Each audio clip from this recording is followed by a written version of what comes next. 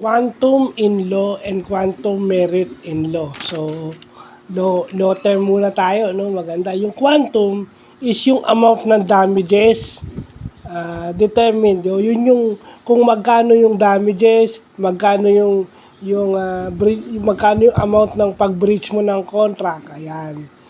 Pag amount of damages, ang tawag pala doon quantum from the word quantity. Yun yung Latin term ng quantity, di ba? Kasi na-vlog na natin quantum of evidence. So, ibig sabihin lang doon, amount ng ebidensya. Ito, amount. Yung amount ng pera na dapat mong ibalik kung ikaw nakaperwisyo o inilagay mo yung isang tao o isang partido sa alanganin. Yun yung quantum. Quantum merit.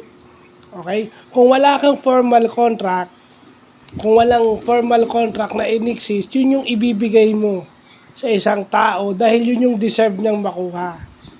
Quantum merit. Ibig sabihin yung sa services na nirender nga sa'yo, yun ang karapat-dapat na bayad when no formal contract exists.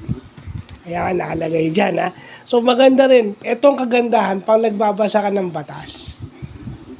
Kasi, hindi na kailangan mag-explain ng lawyer sa'yo ng matagal. Kasi, yung iba, alam mo na. So, yung iba na lang na hindi mo pa na alam at masyado ng technical na sila lang ang pwede magpaliwanag, edi yun na. Pero ito, plain word lang, madali naman. So, quantum at saka quantum merit sa law.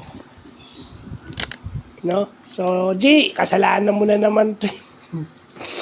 G, kasalanan mo na naman to dahil sa'yo, nagbabasa na ako ng ganito. Pero, okay lang. Yung kasalanan, hindi naman yan, joke lang, hindi naman yan necessarily kasalanan. Nakabuti pa nga sa akin yun. So, yun lang pa.